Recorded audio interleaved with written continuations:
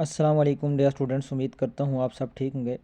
Dear students, आज की इस वीडियो में मैं आपके साथ federal board of intermediate and secondary education Islamabad के हवाले से अपडेट शेयर करने जा रहा हूँ।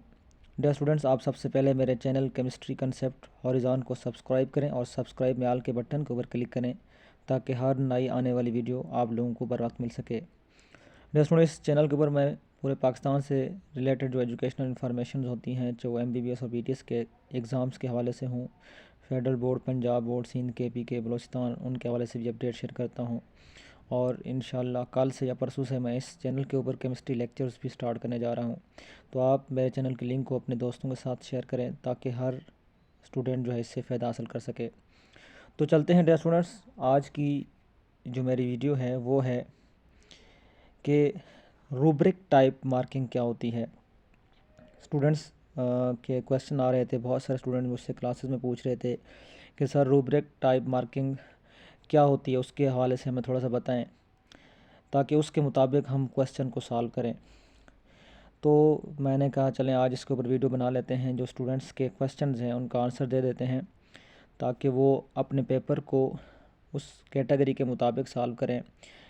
क्योंकि स्टूडेंट्स को आइडिया नहीं होता कि भाई ये क्वेश्चन 3 मार्क्स का है, 5 मार्क्स का है, तो इसको मैं कैसे सॉल्व करूं, अगर ऐसे करूंगा तो कितने मार्क्स मिलेंगे, अगर स्टेटमेंट को इस तरह से लिखूंगा तो मुझे इसके इतने मार्क्स मिलेंगे, कैलकुलेशंस के, डेरिवेशंस के, मैथमेटिकल फॉर्म्स के, यूनिट्स के। क्योंकि डिवीजन यहाँ पे गिवन है तो आपको मैं बता देता हूँ, तो फिर आप जो है ना उस लेवल को फॉलो करते हुए अगर आप अपने आंसर देंगे तो इंशाल्लाह आपको ज़रूर उसके कंप्लीट मार्क्स मिलेंगे।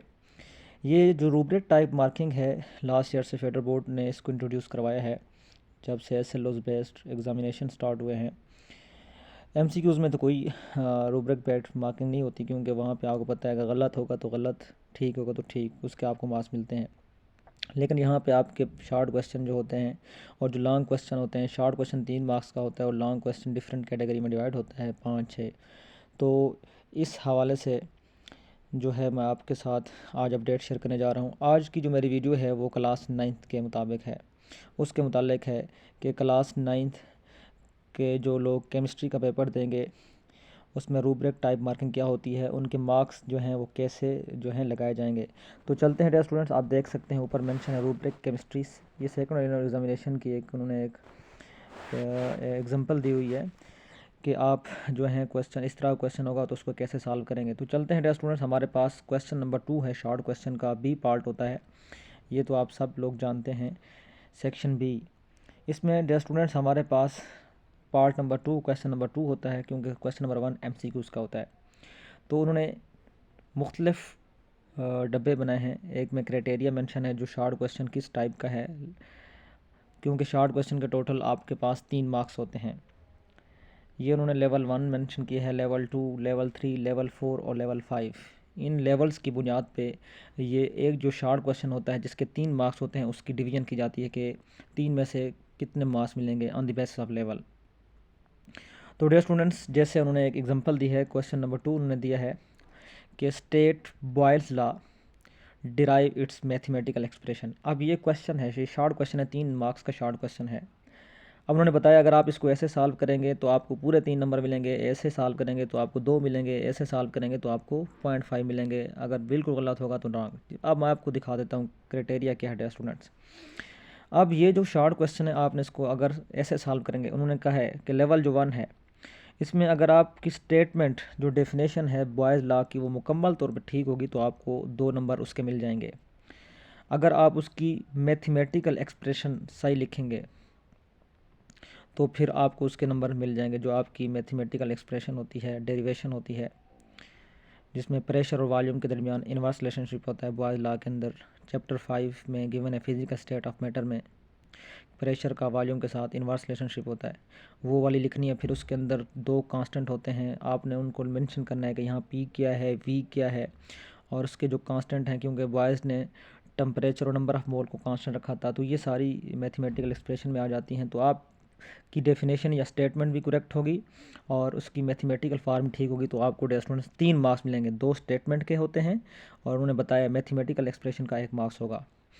इसके बाद अगर आपकी डेफिनेशन होगी पार्शली ठीक होगी, मुकम्मल ठीक नहीं होगी तो आपको डेफिनेशन का स्टेटमेंट का 1 नंबर मिलेगा।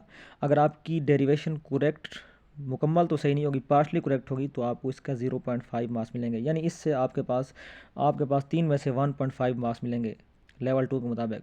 अगर आप की डेफिनेशन करेक्ट ठीक भी नहीं है, पार्शली ठीक भी नहीं है, थोड़ी बहुत रेलिवेंट आपने उसके बारे में इंफॉर्मेशन लिखी हुई है डेफिनेशन के अंदर, कुछ थोड़ा बहुत आइडिया, तो आपको फिर 2 में से 0.5 मार्क्स मिल जाएंगे। अगर डेरिवेशन मुकम्मल तौर पर गलत हुई तो फिर आपको उसका 0 मार्क्स मिलेगा। तो इस सूरत में आपको इस क्वेश्चन के लेवल 3 के बुनियाद पे आपको इस क्वेश्चन के सिर्फ 0.5 मार्क्स मिलेंगे आउट ऑफ 3। तो लेवल 4 तो आपके पास कुछ नहीं है, 0 रॉन्ग है अगर मुकम्मल तौर पर डेफिनेशन गलत होगी। लेवल 5 कुछ नहीं है। तो इस तरह से डियर स्टूडेंट्स हमारे पास डिवीजन होगी। अगला क्वेश्चन है उसकी तरफ मैं चलता हूँ डियर स्टूडेंट्स। हमारे पास इसी तरह से अगर आपको डिवीजन का पता होगा तो आप इजीली जो है ना इसको सॉल्व कर सकते हैं। इसी तरह हमारे पास क्वेश्चन 2 की सेकंड जुज है, राइट ग्राम एटॉमिक मासेस और मोलर मासेस भी कहते हैं इन्हें हम। अब उन्होंने लेवल 1 में बताया है कि अगर आप इन दोनों जो करेक्ट मासेस हैं वो सही लिखेंगे, जैसे उन्होंने मिसाल दी है, आपके पास कार्बन है, सोडियम है और एल्युमिनियम है। अगर आप इन तीनों के सही मोलर मासेस लिख देंगे, एटॉमिक मासेस लिख देंगे तो आपको 3 मार्क्स मिल जाएंगे। अगर आपने 2 के सही लिखे हैं और 1 का आपका गलत है तो फिर आपको 2 मार्क्स मिलेंगे। अगर आपने तीनों में से किसी एक का एटॉमिक मास सही लिखा है तो 1 नंबर मिलेगा, 3 में से सारे गलत होंगे तो 0 मार्क्स। इसके बाद पार्ट 3 है dear students, right the electronic configuration of carbon, magnesium and chlorine है।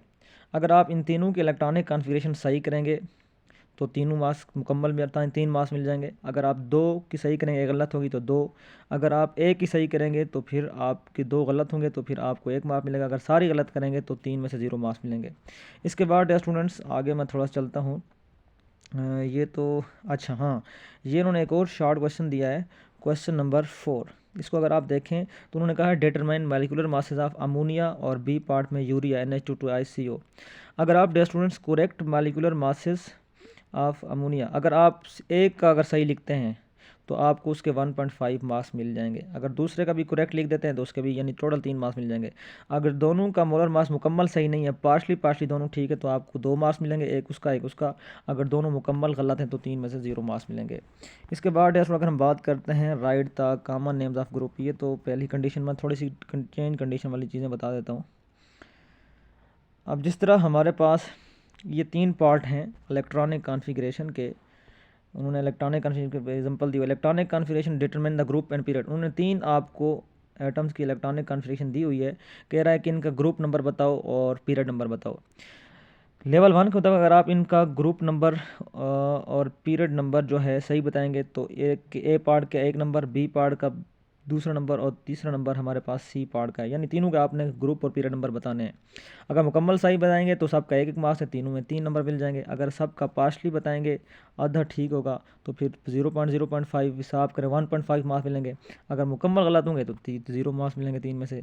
इसके बाद एक और उन्होंने कहा है कि what is ionization energy and discuss its trends along period table. Period table के मुताबिक यानी जब आप पीरियड्स में जाते हैं तो इसका क्या है, ये इंक्रीज़ होगी या डिक्रीज़ होगी, तो ये आपने एक्सप्लेन करना है, उसकी रीज़न देनी होती है। अगर आप उसको डिफ़ाइन करेंगे, करेक्ट डेफिनेशन लिखेंगे और उसके ट्रेंड्स सही तरीके से लिखेंगे तो मुकम्मल 3 मार्क्स लिखेंगे, 3 मार्क्स मिलेंगे आप लोगों को। अगर पार्शली करेक्ट होगी आपकी डेफिनेशन और ट्रेंड्स ठीक होंगे तो आपको फिर 2 मार्क्स मिलेंगे। अगर इसके अलावा आप लोगों के जो है ना पार्शली डेफिनेशन भी करेक्ट होगी और पार्शली जो ट्रेंड्स हैं वो सही लिखेंगे तो फिर आपको 1 मार्क्स मिलेगा टोटल, वरना मुकम्मल गलत होंगे तो 0। इसके बाद डियर स्टूडेंट्स मैं आपको एक और चीज़ बता देता हूँ, मुख्तलिफ़ तरीके से एक चीज़ गिवन है, ये जैसे उन्होंने दी है 10 क्वेश्चन है। इसमें अगर आप देखें उन्होंने मेंशन किया है, इसको आपने कैसे explaining the composition of aqua regia and how it is use to dissolve the noble metals. अगर आप एक्वा रिजिया की कंपोजिशन को एक्सप्लेन करेंगे तो उसके 2.5 मार्क्स हैं, ये आप देख सकते हैं। लेकिन उसने आखिर में पूछा how it is use to dissolve the noble metals, इस पॉइंट के सिर्फ 0.5 मार्क्स हैं, यानी 2.5 इसकी एक्सप्लेनेशन के हैं। अगर आप इसकी सिर्फ एक्सप्लेनेशन लिखते हैं तो आपको 2.5 मिल जाएंगे, लेकिन अगर आप इसका जवाब भी दे देते हैं कि आप इसको किस में डिज़ाल्व करते हैं तो फिर इसके 0.5 हैं, टोटल 3 मार्क्स बन जाएंगे। अगर आपकी एक्सप्लेनेशन पार्शली करेक्ट होगी तो 1.5 मिलेंगे। और इसका आंसर नहीं करेंगे how it is use resolve noble metals, कैसे रिजॉल्व करता है, तो फिर इसका क्योंकि टोटल 0.5 है तो अगर मुकम्मल तो गलत होगा तो आंसर 0, तो आपको 1.5 मार्क्स मिलेंगे 3 में से। अगर एक्सप्लेनेशन मुकम्मल गलत होगी तो फिर आपके 0 मार्क्स लगेंगे। इसके अलावा बहुत सारी चीज़ें डेयर स्टूडेंट यहाँ पे गिवन हैं। इसी तरह से अगर आप, क्योंकि वीडियो लेंथी हो रही है, अगर आप मज़ीद कोई क्वेश्चन होगा तो आपको मैं आंसर कर दूंगा। अब मैं आपको लॉन्ग क्वेश्चन की तरफ लेके चलता हूँ, सेक्शन सी, क्योंकि लॉन्ग क्वेश्चन होता है, इसमें 3 होते हैं, आप ए बी पार्ट होते हैं, आपको 2 लॉन्ग क्वेश्चन करने पड़ते हैं, 10 नंबर का होता है। इसके बाद जो जिस तरह अगर आप देखें डेयर स्टूडेंट्स, ये पहला लॉन्ग क्वेश्चन हमारे पास है, statement of Charles law and calculation of initial volume of ammonia gas from given data. अब अगर आप स्टेटमेंट यानी डेफिनेशन सही लिख देंगे तो टोटल, क्योंकि 5 मार्क्स का होता है लॉन्ग क्वेश्चन, आप जानते हैं। अगर आप इसकी स्टेटमेंट करेक्ट लिखेंगे यानी डेफिनेशन, तो आपको 2 मार्क्स मिल जाएंगे। और दूसरे नंबर पे आपने इनकी कुल कैलकुलेशन लिखनी है, करेक्ट कैलकुलेशन, यानी आपके पास जो आपने क्वेश्चन फार्मूला लगाना है, डेटा वगैरह पुट करना है। और क्योंकि आपको पता है 4 लाख में आपको अगर वैल्यू सेंटीमीटर के रेट में गिवन है तो आप इसको कन्वर्ट करेंगे into kelvin scale, applying correct formula और करेक्ट आंसर। अगर फार्मूला भी अब सही होगा आपका अकॉर्डिंग टू चार्ल्स लॉ, उसका आंसर भी न्यूमेरिकल का सही होगा, तो फिर आप लोगों को पूरे के पूरे 5 मार्क्स मिलेंगे। लेकिन स्टेटमेंट के 2 मार्क्स हैं, इसके अलावा कैलकुलेशंस के इसके कन्वर्जन के और करेक्ट फार्मूला और करेक्ट आंसर के 3 हैं, टोटल 5 मार्क्स बन जाएंगे। अगर आपकी स्टेटमेंट पार्शली करेक्ट होगी तो 1 मार्क्स, कैलकुलेशंस करेक्टली ठीक होंगी, यानी आपके पास टोटल 3 स्टेप्स हैं ना इन्वॉल्व हो रहे हैं, तो अगर 2 स्टेप्स जो है आपके ठीक होंगे, गलत होगा तो फिर आपको 2 मार्क्स मिलेंगे, टोटल 3 मार्क्स मिलेंगे, 1 ये और 2 ये। इसके बाद अगर wrong statement 0, calculation correctly showing any one aspect, अगर आपके पास कोई एक तरीका जो है, आपने कैलकुलेशन में 3 हिस्सों में से एक हिस्सा ठीक करेंगे तो आपको 1 मार्क्स मिल जाएगा। और रॉन्ग स्टेटमेंट के 0, टोटल लेवल 3 के मुताबिक आपका 1 मार्क्स में होगा 5 में से। इसके बाद अगर हम बात करते हैं अगली की, तो definition of isotopes and importance and uses in daily life. तो इसमें अगर आप लोग देखें, कहा हुआ है, इन्होंने ये कहा हुआ definition of its isotopes and importance and it's importance and use in daily life. तो अगर आप इसकी डेफिनेशन सही लिखेंगे आइसोटोप्स की 1 मार्क्स, और इसके 4 यूजेस या इम्पॉर्टेंस भी कहते हैं सही लिखेंगे तो 4 इसके मार्क्स, टोटल 5। अगर पास्ट लेवल 2 के मुताबिक देखें, अगर करेक्ट होगी, पार्शली करेक्ट होगी आपकी डेफिनेशन 0.5, अगर आपके 3 इंपॉर्टेंट ठीक होंगे तो 3 मार्क्स, टोटल आपके पास 3.5 मार्क्स आपको मिलेंगे। अगर डेफिनेशन मुकम्मल तौर पे गलत होगी 0 मार्क्स। अगर एनी 2 करेक्ट यूजेस लिखेंगे तो 2 मार्क्स इसके मिलेंगे, टोटल 2 मार्क्स मिले 5 में से। अगर डेफिनेशन मुकम्मल गलत है और एनी 1 आपका जो इंपॉर्टेंट है आइसोटोप का इंडेल लेवल ठीक है, तो आपको फिर 5 में से 1 मार्क्स मिलेंगे। तो इस तरह से डियर स्टूडेंट्स आपका जो पेपर है उसके आपको मार्क्स जो है on the basis of question, इस तरह से रूब्रिक्स टाइप मार्किंग होती है, उस हिसाब से आपको मार्क्स मिलते हैं कि डेफिनेशन के कितने नंबर हैं, स्टेटमेंट के कितने नंबर हैं, डेरिवेशन कितने। तो इस तरह से अगर आप मद्देनज़र रखते हुए पेपर को सॉल्व करेंगे, इंशाल्लाह आपके 65 में से 65 मार्क्स आएंगे। इसके अलावा अगर फर्दर कोई आपका क्वेश्चन है या क्यूरी, मुझसे कमेंट बॉक्स में पूछ सकते हैं। तब तक इतना ही, अल्लाह हाफिज़।